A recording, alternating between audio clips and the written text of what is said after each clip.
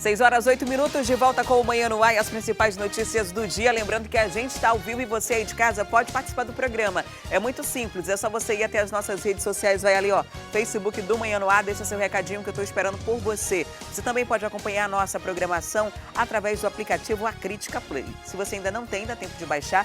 Ele está disponível nos sistemas Android e iOS e por lá você acompanha toda a nossa programação ao vivo, além de conteúdos extras feitos exclusivamente para você que nos acompanha pela internet. Você vai ver ao longo dessa edição o caso Bruno, o autônomo que está desaparecido desde o dia 13 do mês passado. Agora a Justiça decretou a prisão preventiva dos policiais militares que são suspeitos de participarem desse desaparecimento. Não se sabe até agora o que aconteceu com o Bruno. E para você se contextualizar, ele chegou em casa do trabalho, foi no lanche, jogar o lixo e ia no lanche. Depois desapareceu. Quando a família percebeu que ele estava demorando a retornar, procurou e a última informação que teve foi que ele estava em um posto de combustíveis. Depois, o carro dele, que é esse que aparece aí no vídeo, foi visto, foi flagrado por essas imagens aí, por essas câmeras de segurança, com policiais militares dentro desse veículo. O caso não ficou claro até agora, ninguém sabe de fato o que aconteceu com o Bruno, as buscas continuam por ele e depois disso a Justiça, levando em consideração tudo que já tinha sido feito, acatou o pedido e decretou a prisão preventiva de 6 policiais militares que estavam nessa ocorrência. Esses policiais também tiveram um mandato de busca e apreensão realizado na casa deles para verificar se encontra algum indício, algo do tipo que possa dar um caminhamento para as pessoas, para a família do Bruno, que está aguardando qualquer tipo de notícia em relação a ele. Ao longo dessa edição, a gente vai trazer esses e outros detalhes para você sobre o desaparecimento desse rapaz que já vai completar um mês. E agora a gente tem uma boa notícia, porque o setor de duas rodas está comemorando o desempenho alcançado no primeiro semestre deste ano. O crescimento da produção chegou a mais de 8% e as empresas apostam na recuperação da economia para produzir mais de 1 milhão de motocicletas até o fim do ano. Por um longo período de recessão, o setor de duas rodas comemora um crescimento. O índice foi de 8,4%, segundo dados da Associação Brasileira dos Fabricantes de Motocicletas, Ciclomotores, Motonetas, Bicicletas e similares. Isso significa que de janeiro a junho deste ano, mais de 530 mil unidades saíram das linhas de produção instaladas no Polo Industrial de Manaus. No ano passado, chegou a quase 500 mil. O consumidor, apesar de não ter ainda um fator positivo, como, por exemplo, a empregabilidade continuando, ou o desemprego continuando em altos níveis, mas essa necessidade de ter uma motocicleta, ela volta, né, com mais força, aliado à oferta de crédito, então isso tudo tem contribuído para movimentar o nosso negócio. Segundo dados do Registro Nacional de Veículos Automotores, até junho, os emplacamentos de motos 0 km somam mais de 530 mil unidades, o que representa um crescimento de 16%. A média de venda diária de janeiro a junho de 2018 era de 3.600 e já em 2019 subiu para 4.408. Para a Abraciclo, esses dados também refletem positivamente na geração de empregos. Nesse primeiro período do ano, né, várias marcas investiram em contratação. Nós temos notícias de praticamente 100% dos nossos associados que o número de empregabilidade aumentou. Apesar do crescimento, o setor apresentou queda de mais de 50% nas exportações este ano. O motivo seria a crise financeira que alguns países vizinhos estão passando. O volume maior nosso é encaminhado ao mercado da Argentina, né, aquele mercado vem sofrendo bastante, né, com bastante dificuldade, especialmente nas suas políticas econômicas. Isso tem afetado o mercado de consumo de uma forma geral, incluindo o segmento de motocicletas. E mesmo com uma lenta recuperação da economia brasileira, a expectativa é que o setor cresça ainda mais até o fim do ano e ultrapasse a marca de 1 milhão de unidades produzidas. Na verdade, recuperando uma parte daquilo que a gente já foi, né? Nós já produzimos mais de 2 milhões de motocicletas aqui na Zona Franca de Manaus. A expectativa de chegar esse ano é de 1 milhão e 100 e esse primeiro período do ano foi bastante positivo. Já na produção de bicicletas, o crescimento chegou a quase 18% nos 6 primeiros meses. Eu posso afirmar que até agora, nesse mês de julho, uma das nossas associadas, que é a Caloi, está agregando nesse momento 160 funcionários para apoiar esse período de sazonalidade, porque o portfólio dela é muito sazonal e eu sei também, não tenho os detalhes dos números das outras associadas, mas que estão investindo. Todas as 4 estão tendo uma expansão de produção muito relevante. E assim como as motos, a facilidade e oferta de crédito também contribuíram para o aumento na fabricação das bikes. E a tendência é continuar subindo nos próximos meses. E se a realidade do consumidor, a percepção favorável após votação de reformas e tudo acontecer, a gente pode ter um ano muito bem relevante. E o Ministério da Saúde começou um levantamento para entender sobre os hábitos alimentares das crianças brasileiras. No Amazonas, o estudo começou aqui em Manaus e vai se estender para Itacoatiara e Manacapuru. Na casa da Heloíse, frutas e verduras fazem parte da rotina alimentar da menina. A mãe não deixa faltar nada que possa contribuir com o melhor desenvolvimento da filha. E esse é um hábito por aqui desde os primeiros anos de vida. Desde pequena ela sempre foi acostumada assim, né? Introduzia o alimento, as frutas, ela tem um horário de almoço, mas ela nesse horário do almoço até a merenda ela fica introduzindo a fruta e a mesma coisa quando é o café. Ela toma o café da manhã e fica introduzindo a fruta até o almoço. Mas no Brasil, essa não é a realidade da maior parte das famílias. Por isso, o Ministério da Saúde iniciou o Estudo Nacional de Alimentação e Nutrição Infantil. O levantamento é feito em todo o país. Foram selecionadas 15 mil crianças menores de 5 anos de idade. Aqui no Amazonas, são 560, divididas em 3 municípios: Manaus, Itacoatiara e Manacapuru.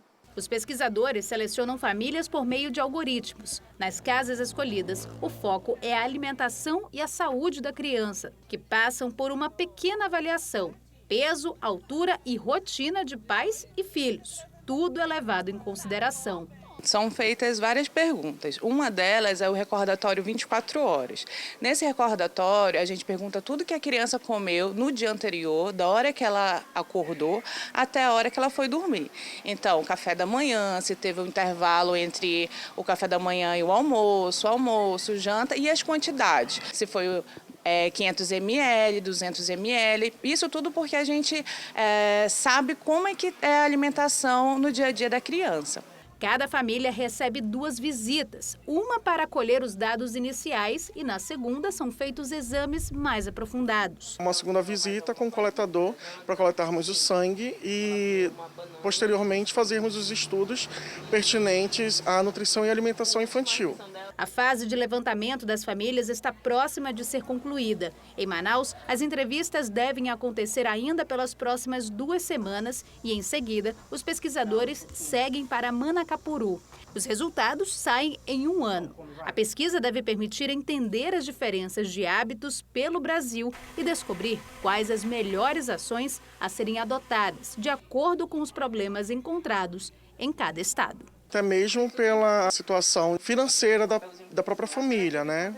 Sabemos que temos famílias que têm um poder aquisitivo maior ou menor, né? E aí a gente faz um estudo de todas as crianças, independente de classe social. E moradores do conjunto Duque de Caxias denunciam um constante estacionamento de veículos pesados na travessa, Ariduana. Segundo eles, apesar da empresa responsável pelas carretas ter um pátio próprio, os motoristas param na rua, prejudicando o tráfego.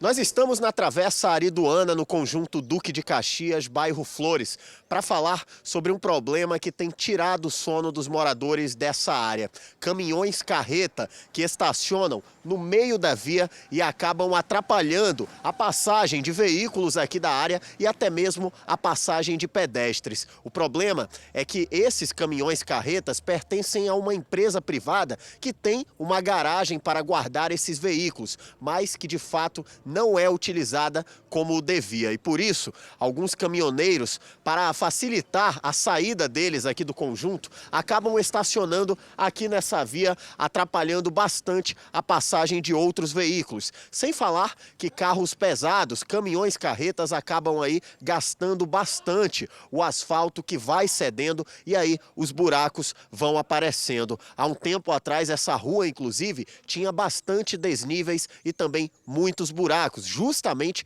por conta desses veículos pesados que acabam estacionando aqui no local. Nós vamos conversar com os moradores aqui da área que chamaram a nossa equipe de reportagem justamente para fazer essa reclamação. O senhor mora aqui no bairro há quanto tempo? Eu já tenho aqui praticamente 4 meses, mas desde o momento em que cheguei aqui, a rua repleta de buracos, caminhões aqui ocupando espaço. Quem entra, aguarda a vez de quem está saindo. Quem está saindo, às vezes, aguarda a vez de quem está entrando para não dar colisão de veículo.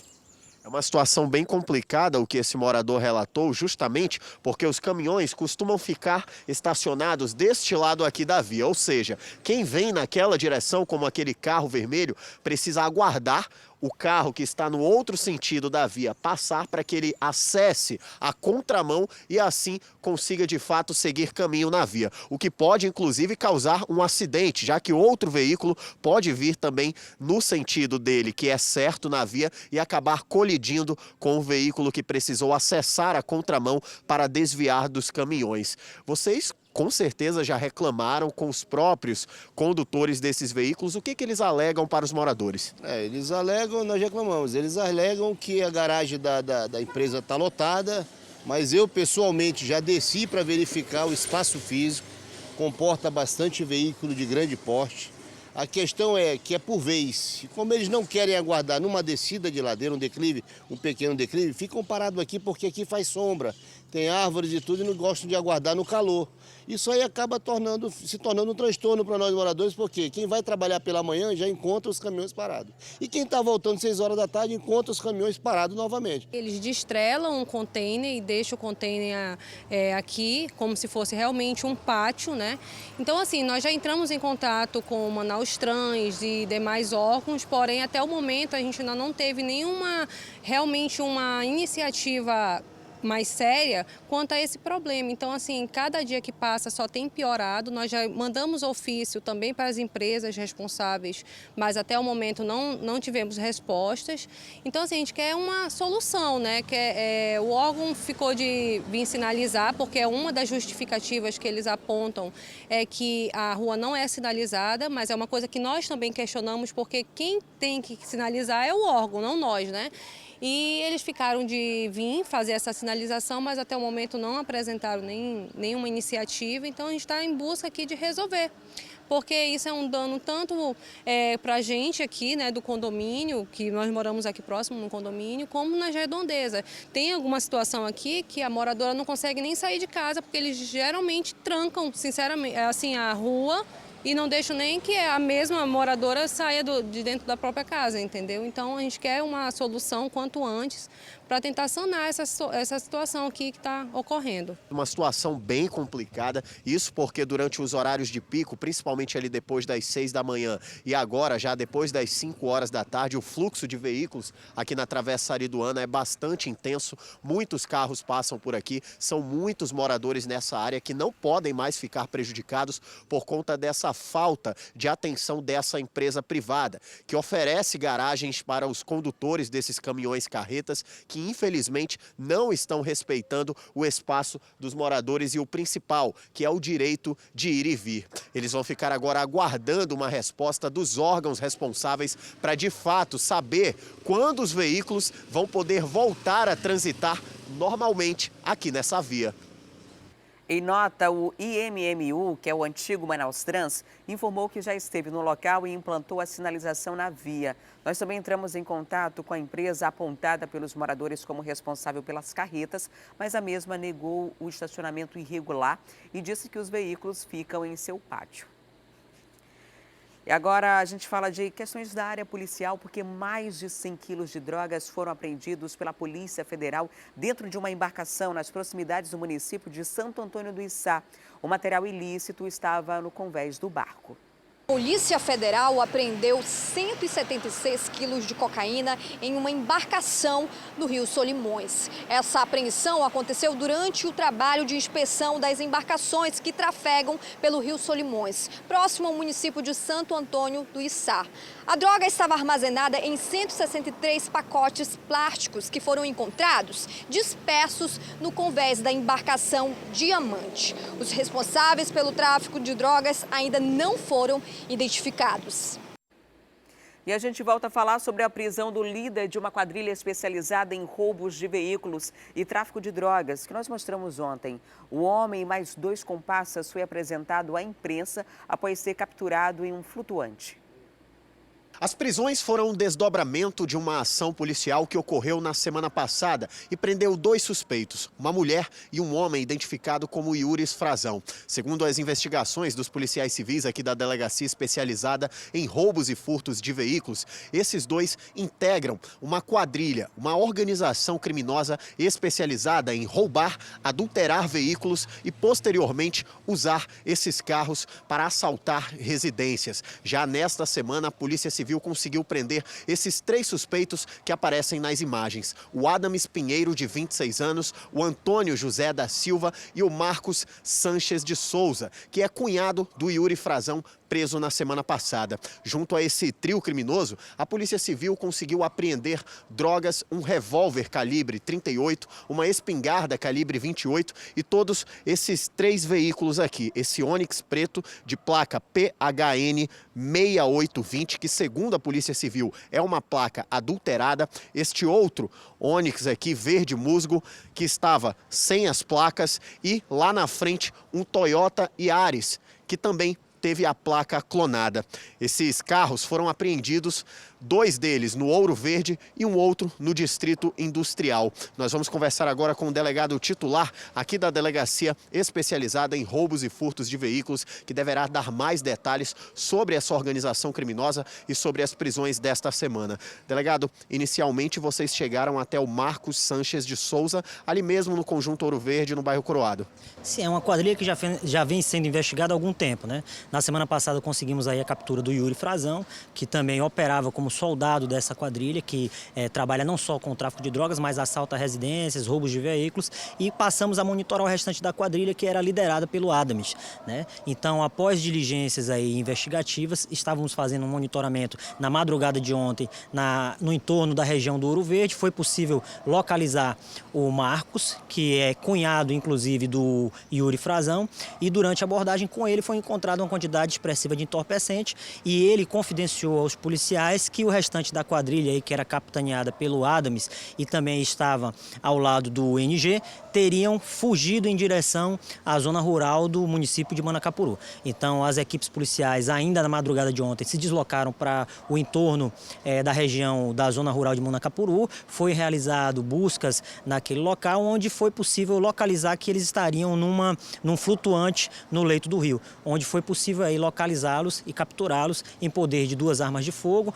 mais quantidade de entorpecente e também de um caderno de anotações aí com a movimentação financeira do tráfico de drogas. Delegado, tem a informação também de que essa quadrilha é responsável pelo roubo de pelo menos 20 carros aqui na capital só no primeiro semestre deste ano.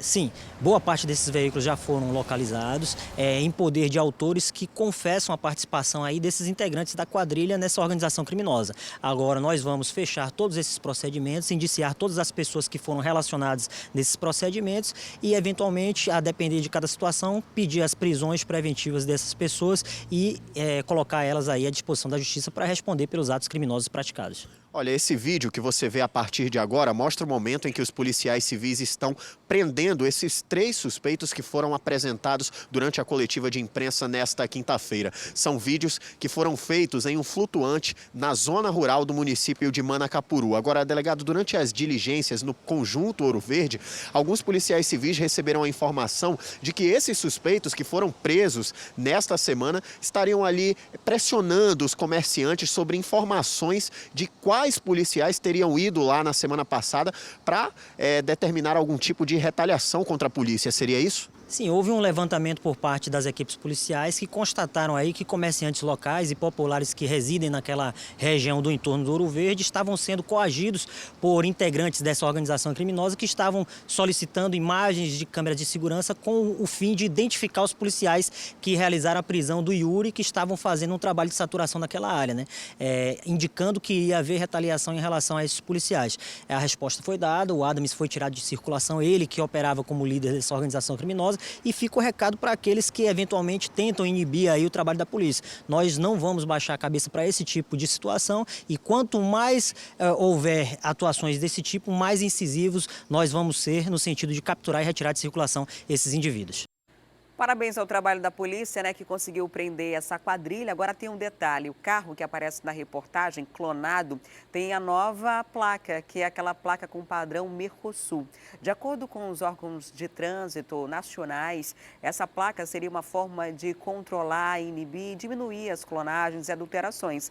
Mas enquanto o sistema de proteção dos veículos estava indo, os bandidos já estavam vindo com alternativas aí para driblar esse tipo de fiscalização. E tem um detalhe, a própria placa já mudou de regras várias vezes, uma hora vai ser todo mundo, outra hora não vai ser todo mundo, e aí o que levanta mais uma vez a suspeita de que essas placas, né, podem ser, na verdade, mais uma forma de se ganhar dinheiro, padronizar as coisas sem garantir nenhum tipo de segurança, de proteção à população que tinha essa expectativa de que os bandidos tivessem pelo menos um pouco mais de dificuldade para clonar e adulterar os veículos que circulam.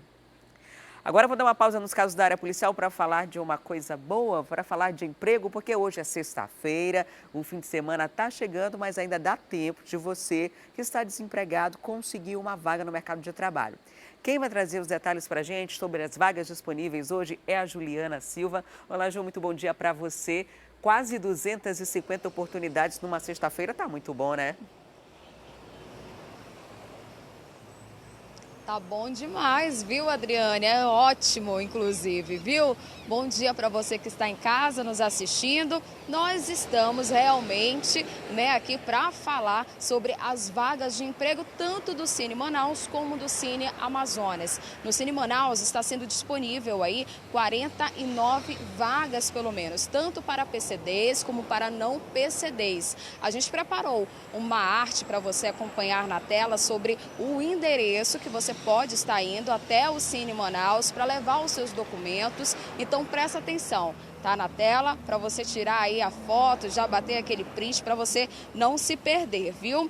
Olha, os documentos necessários são RG, CPF, PIS, carteira de trabalho, comprovante de escolaridade, comprovante de residência, certificado de reservista para os homens. Se a vaga exigir aí habilidades específicas, é importante também levar comprovação, como certificados, diplomas e outros documentos também. Então, já separa aí na sua casa, aproveita que ainda está cedo, já vai separando, pega aquela pasta que você guarda todos os documentos para levar lá para o Cine Manaus, que fica localizado. A gente também vai colocar aí na sua tela os endereços que você pode encontrar o Cine Manaus, né? Que são 2, fica na Constantino Neri, no bairro São Geraldo, e no Shopping Felipe Dal, na Avenida Camapuã, no bairro Cidade Nova. Se você quiser saber sobre todas as vagas que estão disponíveis, se você tem aí, né, habilidade no teu currículo para preencher qualquer uma delas, tem o site também e tem a rede social.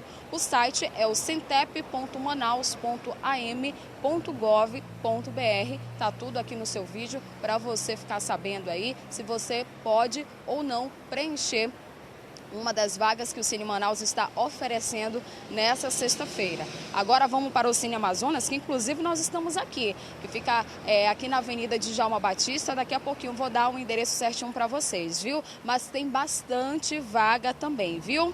Olha só.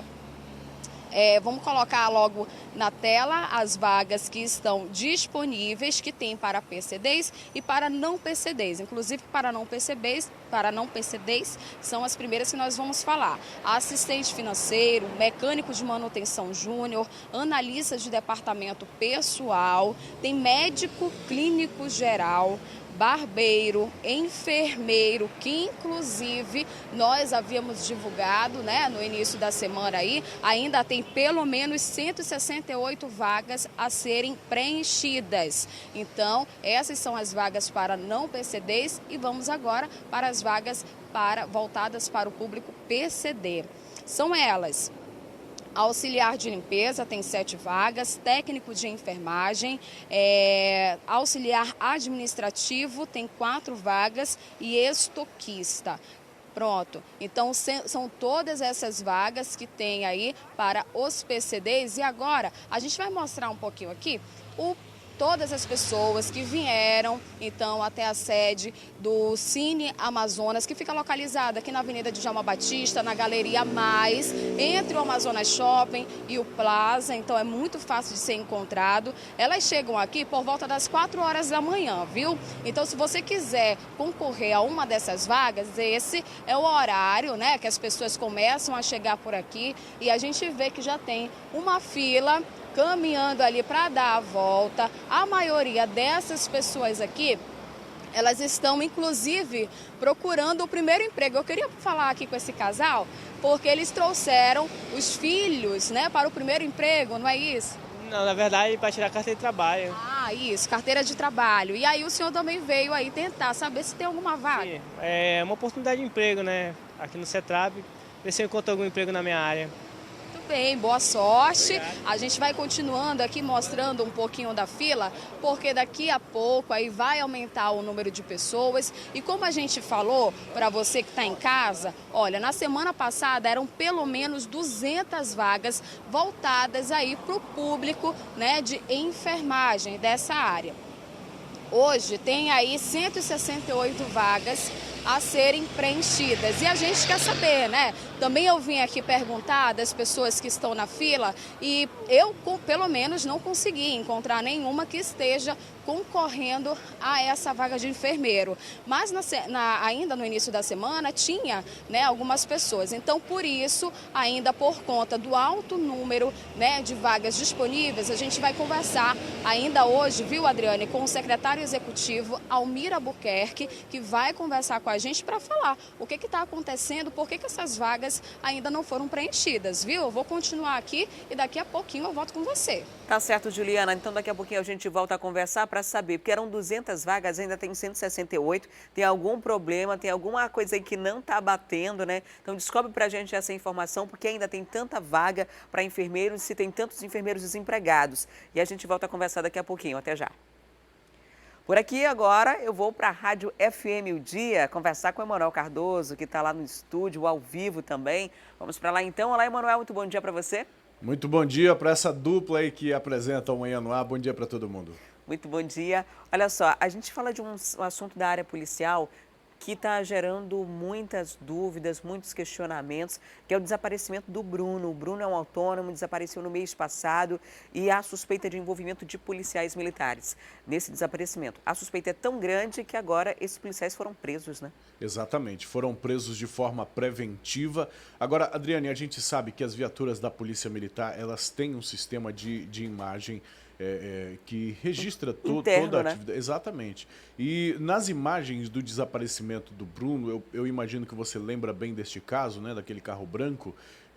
No vídeo aparece o momento em que ele sai por volta, aí tá aí no vídeo, né? Esse aí já é o momento em que os policiais chegam.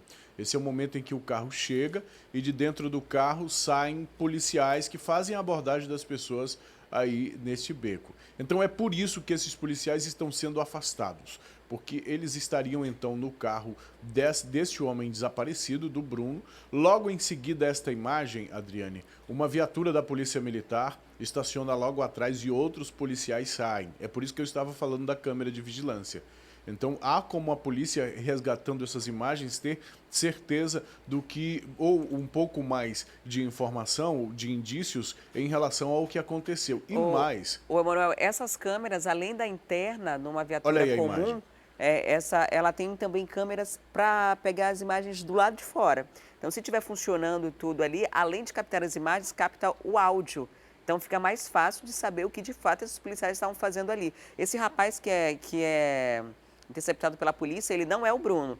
Já é a abordagem que eles estão fazendo no carro do Bruno, não é isso? Exatamente, exatamente. O carro do Bruno, você vê que a imagem aí, pela câmera de vigilância, está marcando 1h38. Um pouco mais cedo do que isso, nessa mesma noite do dia 13, o Bruno sai. O veículo estava estacionado aqui à direita do vídeo, de frente para quem olha para a televisão.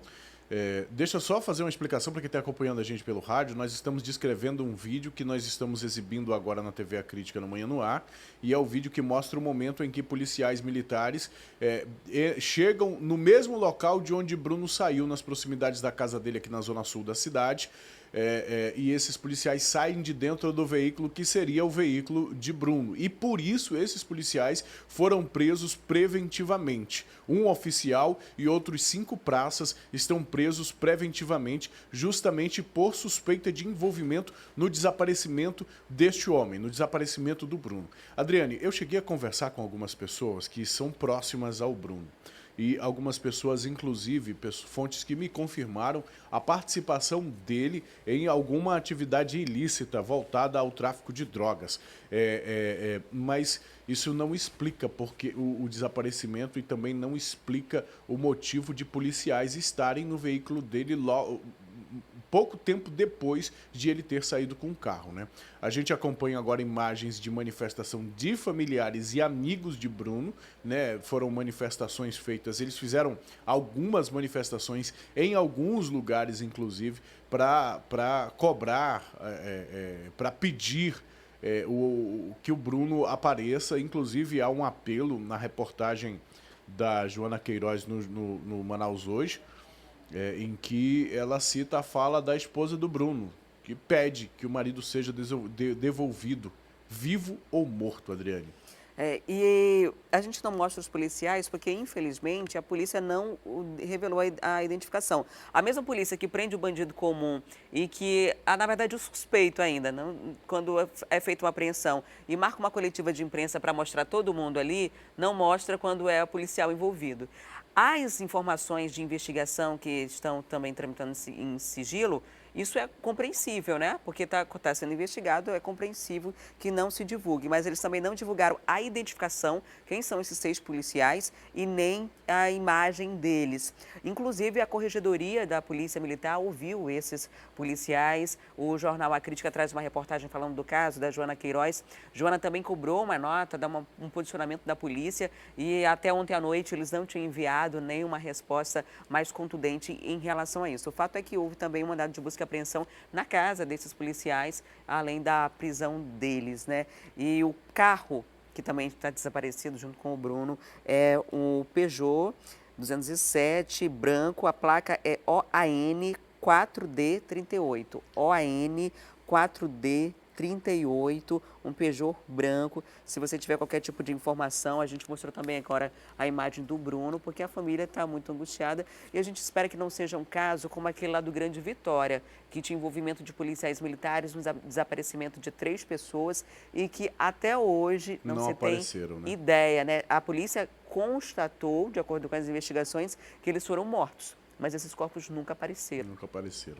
Adriane, em relação a esse caso, inclusive há relato de pessoas que viram esse veículo, porque tu sabe, né, os carros, as pessoas que têm conhecimento, que acompanham, acabam identificando o veículo por alguma característica, por alguma marca, que disseram que chegaram a ver esse veículo circulando ainda nesta noite e no dia seguinte também, naquela região da cidade. Agora, falando em casos envolvendo policiais, Adriane, a gente tem um outro caso também. O juiz Edson Rosas Neto, titular da primeira vara da comarca de Tabatinga, afastou um policial, o militar, o Dalton Mariana Ordonez, eu penso que esse é o nome. Agora, Adriane, esse caso ocorreu porque o Dalton teria atirado contra um adolescente por conta de uma briga de vizinhos. Agora, uma briga que envolvia o cunhado do Dalton, do policial, e um vizinho, esse adolescente. E aí o relato de testemunhas é que ele teria atirado então na direção desse adolescente, próximo assim, na frente da casa dele, e ainda da rua teria feito outros disparos, e o policial foi então afastado. De acordo com o juiz, justamente por esse crime, por ter... E aí são os crimes de abuso de autoridade e improbidade administrativa. Aparentemente ele não vai responder por tentativa de homicídio, mas é uma situação complicada, né, Adriane? Atirar contra alguém já é uma tentativa de homicídio, né? Já é uma tentativa de homicídio. Às vezes, quando chega na delegacia, o delegado não inicia dessa forma, mas quando vai na justiça, pode mudar a tipificação desse crime, né? Analisando todas as circunstâncias do caso.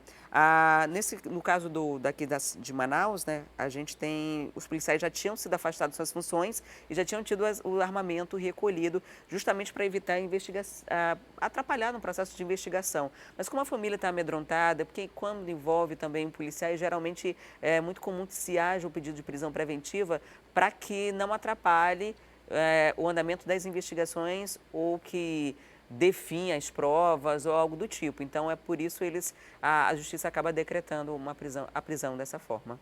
Exatamente. Agora, falando em decreto de prisão, quem estava com a prisão decretada é uma das primeiras damas do tráfico de drogas no Amazonas, que é a Sheila, esposa do narcotraficante João Branco. A gente falou ontem do caso dela aqui, ela estava se preparando para ir para a Europa com a família. A Polícia Federal pegou lá no aeroporto de Guarulhos e ela vai fazer uma viagem, mas não para a Europa, vai voltar para Manaus. Exatamente, a previsão é que ela chegue amanhã.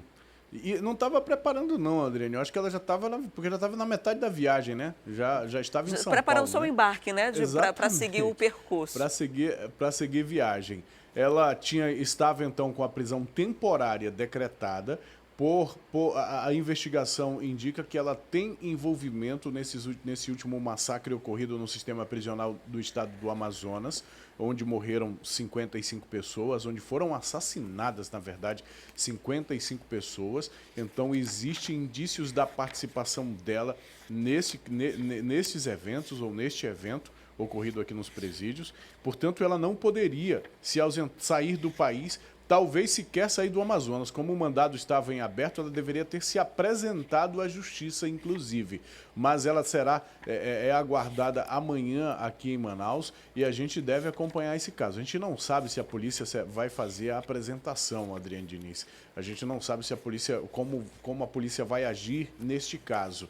E nem se a prisão dela se a temporária será mantida ou se será convertida em prisão preventiva. A gente também não sabe. É possível que isso ocorra, já que existe a possibilidade, como a gente percebeu, a possibilidade de ela fugir, dela se ausentar da investigação e, portanto, da responsabilidade. E esse é um dos motivos pelos quais a prisão preventiva pode ser decretada, né? Nos casos em que possa ocorrer que tenha algum prejuízo à ordem pública, né? Que possa causar algum distúrbio à ordem pública ou que possa atrapalhar o que a justiça chama de persecução penal ou o andamento do processo, ou que a pessoa possa fugir. No caso dela, eu imagino que se encaixa na possibilidade de fuga e talvez a prisão temporária dela seja convertida em preventiva, mas a gente é jornalista, a gente não trabalha com previsão, né, Adriane? A gente trabalha com informação, e a informação é essa. Sheila, a cabeleireira, com viagem marcada para Barcelona, comprada e tudo mais, presa na hora do embarque,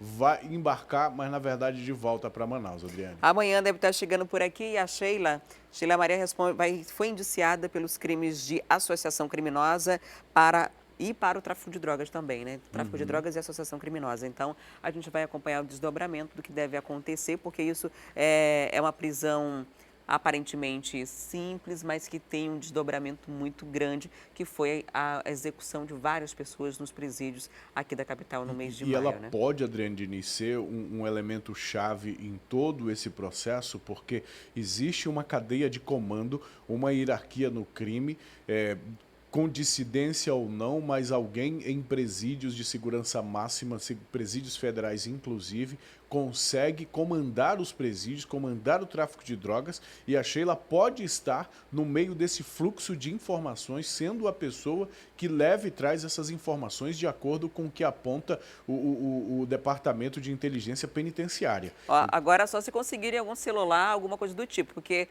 a mulher dificilmente vai entregar o marido, ainda mais sendo narcotraficante, como o João Branco, né? Exatamente. Obrigada, Emanuel, pela participação. Daqui a pouquinho a gente volta a conversar. Até daqui a pouco, Adriane. Por aqui a gente continua falando dos casos da área policial, porque um homem de 60 anos foi preso suspeito de oferecer dinheiro a uma criança de 9 anos para que ela permitisse toques libidinosos. O caso aconteceu no bairro Petrópolis e foi flagrado pelo irmão da vítima. Na delegacia, a criança confirmou o abuso. O caso aconteceu em Petrópolis, na zona sul de Manaus, por volta das 6h30 da noite. A vítima, uma criança, uma menina de apenas 9 anos de idade. O suspeito é um senhor de 60 anos, identificado como Claudionor Gomes. De acordo com a família que relatou à polícia aqui na Dépica, a criança estava brincando ali no corredor, como de costume. Foi aí que Claudionor chamou a menina para dentro do apartamento de onde mora e ofereceu R$2 à garota. Uma mulher que estava em frente ao lugar onde Claudionor mora avisou ao irmão que a criança entrou na casa do suspeito.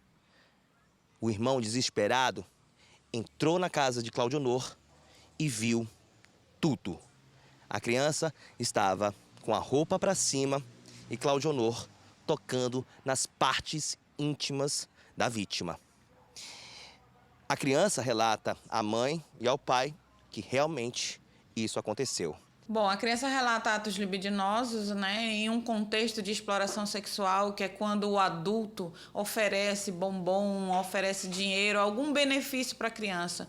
Então é uma situação bem difícil, considerando que é uma criança de apenas 9 anos de idade, que foi aí induzida por um adulto, subiu até o apartamento e estava ali sujeita a qualquer tipo de perigo e violação.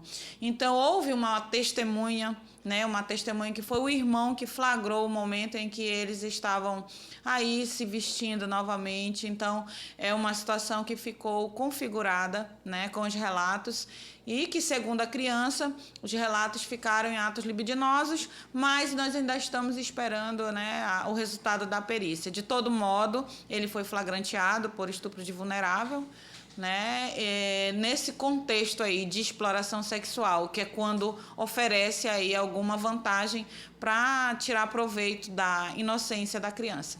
Ele foi encaminhado à audiência de custódia. A família vai lá para o Enoque Reis, lá para frente, para saber se ele vai ser liberado ou não.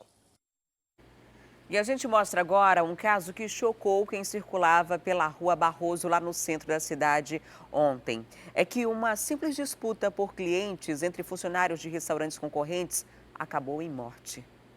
A tentativa de homicídio aconteceu por volta de meio-dia na Rua Barroso, no centro da capital. Tudo começou após discussão entre 2 funcionários de um estabelecimento que fica localizado nessa rua. O suspeito, identificado por Fabiano Nascimento, chegou a efetuar 3 disparos na vítima.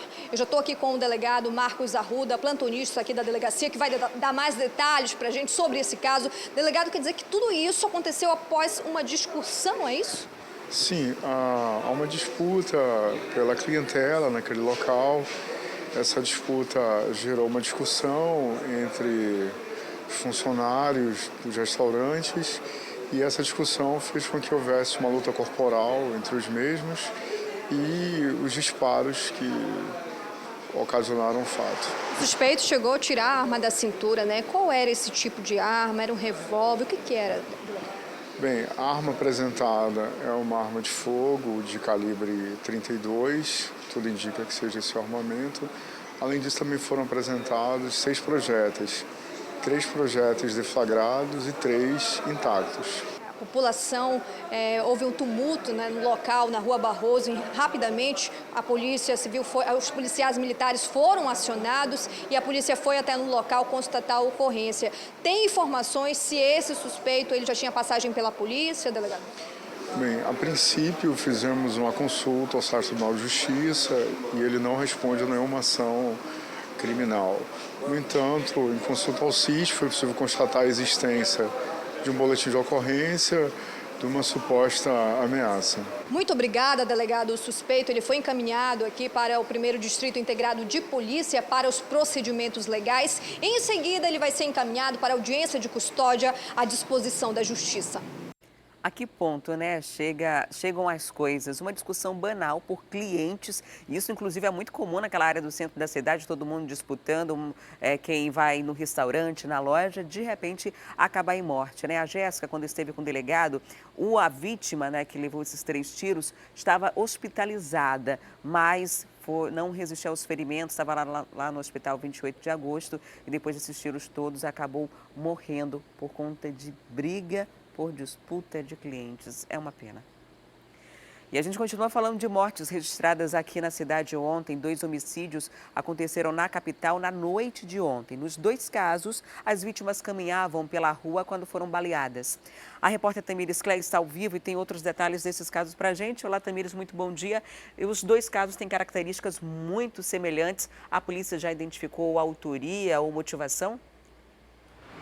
Oi, Adriane, bom dia para você, bom dia a todos que nos acompanham aqui no Manhã no Ar. Pois é, ainda não tem informação sobre o que teria motivado tanto um homicídio quanto o outro. Apenas uma dessas vítimas foi identificada. Agora, é importante dizer que nenhum dos 2 crimes tem relação com o outro.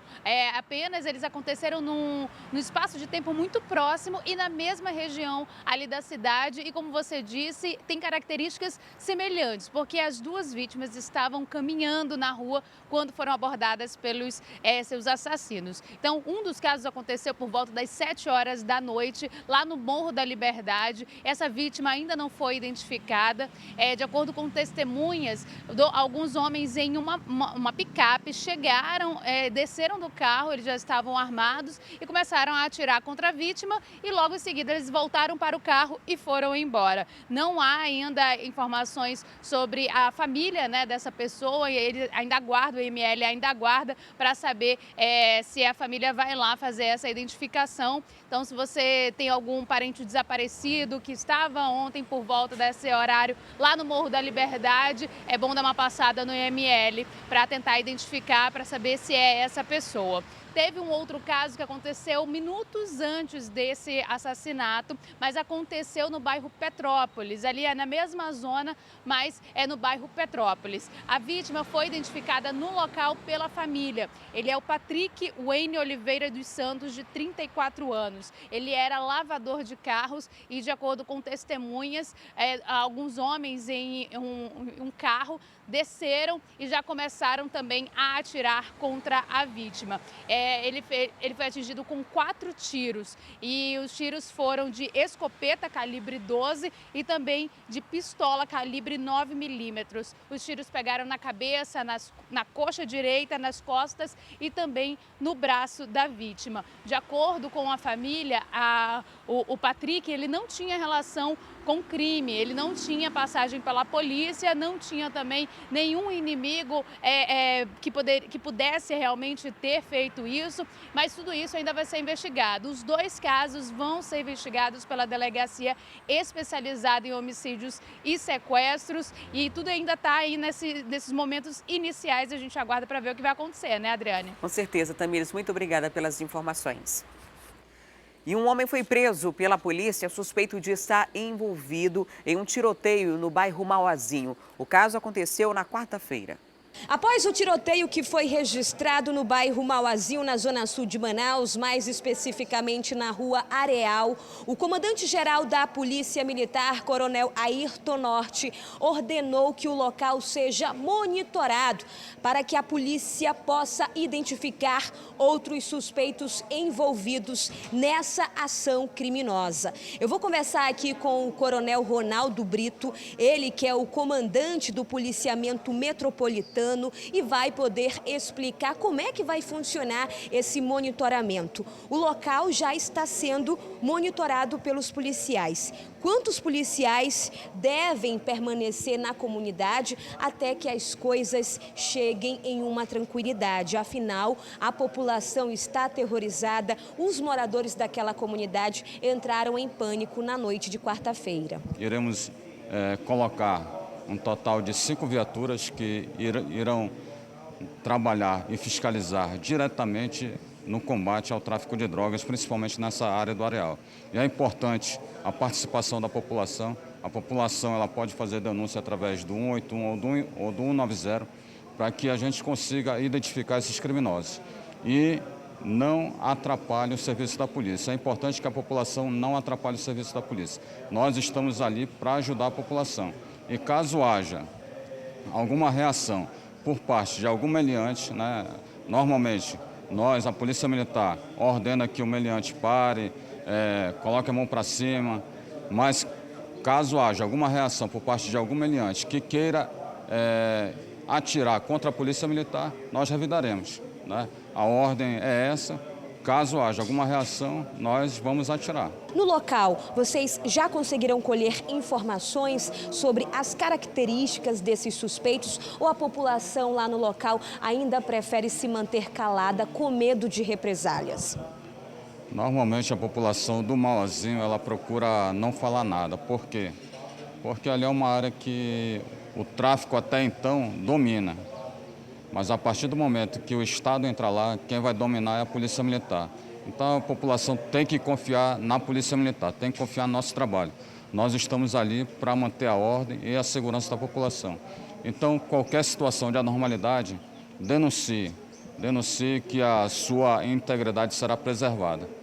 Essa ação criminosa, que foi registrada por volta das 9 horas da noite, deixou os moradores do bairro Mauazinho aterrorizados. Entraram em pânico porque esses criminosos teriam chegado nessa comunidade em pelo menos 3 carros. Aproximadamente 20 homens que foram com um único intuito: retirar de circulação, executar um desafeto que faria parte de uma outra facção rival.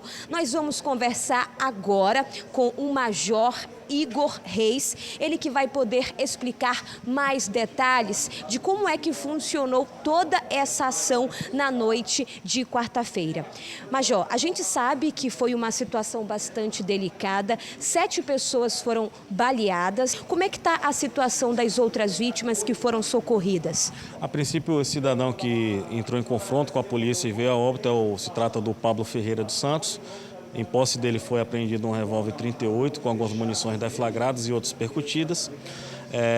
7 pessoas vieram ser alvejadas pela atitude criminosa, pela intenção dos criminosos. Dessas 7, 2 vieram a óbito e as 5 ainda estão sob os cuidados médicos. Como é que foi a atuação da polícia no local depois que aconteceu esse tiroteio? A gente sabe que um dos suspeitos, identificado como Hugo Wallace, de 23 anos, foi preso pela polícia, inclusive com um colete balístico e também com as siglas de uma facção criminosa. Com uma camiseta que continha as siglas de um bando criminoso. Ele foi preso, ele confessou aos policiais que ele apenas utilizou um veículo tipo van para conduzir os infratores, a maior parte dos infratores, ao local, e por lá ele ficou tentando dissimular, a ação dele. Mas a equipe policial desconfiou, abordou e verificou a participação dele. E de imediato ele foi apresentado na delegacia especializada em homicídios e sequestros, com um colete, com a balaclava e com essa camisa com esses dizeres aí do grupo criminoso. E uma agência bancária na Avenida Altais Mirim, na Zona Leste, foi alvo de um furto. O curioso é que os criminosos não levaram dinheiro dos caixas eletrônicos, e sim os fios de cobre que compõem a infraestrutura do prédio. O caso aconteceu aqui na Avenida Altais Mirim, mais conhecida como Grande Circular. Segundo os funcionários de um posto de gasolina que fica aqui próximo do local, eles avistaram um grupo de pessoas entrando nesse local aqui, que faz parte de uma agência bancária. A meta desse grupo era levar a fiação, tanto que eles quebraram o forro do local e puxaram todos esses fios. Segundo a polícia, os policiais da 9ª SICOM que estiveram aqui no local, a meta desse grupo era vender os cobres desses fios. Alguns caixas eletrônicos acabaram sendo danificados porque eles são interligados no sistema da fiação aqui do local. Um ar-condicionado que ficava nesse local foi levado. Segundo o gerente aqui da agência bancária, ele informou para a nossa equipe que o local é bastante visado, porque nas redondezas tem bastante usuário de drogas. O caso foi registrado no 9º Distrito Integrado de Polícia. E um princípio de incêndio registrado em uma escola na zona norte de Manaus gerou tumulto e corre-corre. Segundo testemunhas, uma caixa de energia explodiu e os bombeiros precisaram ser acionados. Um vídeo feito pelos próprios estudantes mostra o exato momento em que as chamas atingem a parte da frente da Escola Municipal Poetisa Cora Coralina, localizada na rua Bem-TV, no bairro Nossa Senhora de Fátima 2. A partir do momento em que os funcionários e a direção da escola perceberam que alguma coisa estava acontecendo por conta do forte cheiro, pediu para que todos evacuassem o prédio. Estudantes e moradores ficaram assustados com a situação. O que você viu aqui no momento do incêndio? Primeiramente foi uma explosão. Eu desci cedo para tomar café, né? Mais 9h30 para 10 horas em casa, eu saí para trabalhar e volto em hora para tomar café. Então teve uma explosão muito grande e eu imaginei que fosse um carro que tinha batido na parede. E corri para frente, em seguida veio o desespero das crianças dentro da escola. Aí que eu vim perceber que era dentro da escola. As crianças correndo vieram em direção ao portão e derrubaram o portão, todos eles. São adolescentes que estudam de manhã. E ainda bem que foi nesse horário, porque o horário da tarde são crianças muito pequenininhas, entendeu? Nesse momento que aconteceu esse princípio de incêndio, tinha uma empresa realizando manutenção no local e vocês acreditam que tem uma ligação desse serviço com o incêndio? Com certeza, eu vi um carro com 3 trabalhadores de uma empresa e com uniformes da empresa. E eles entraram na escola, acho que antes das 9, mais ou menos. A escola tem câmera de segurança, ela pode verificar isso, mas eles entraram na escola e as crianças estavam todas em sala de aula nesse momento. Vocês, como pais responsáveis por outras crianças ou até moradores aqui da rua, percebem que esse prédio não tem nenhuma saída de emergência. E isso dificultou a saída dessas crianças, por isso que elas ficaram assustadas? Eles têm um treinamento aí muito bom, mas um treinamento de saída. Só que a mesma saída é a mesma entrada, só tem uma porta. E o muro da energia fica bem ao lado da saída das crianças. Era por volta das 10h20 da manhã quando o Corpo de Bombeiros foi acionado para atender essa ocorrência. De acordo com informações da própria corporação, os funcionários da escola ajudaram a controlar as chamas. Nesse tipo de situação, o que é mais indicado? Então é importante que os gestores das escolas, tanto quanto os educadores, tenham conhecimento aí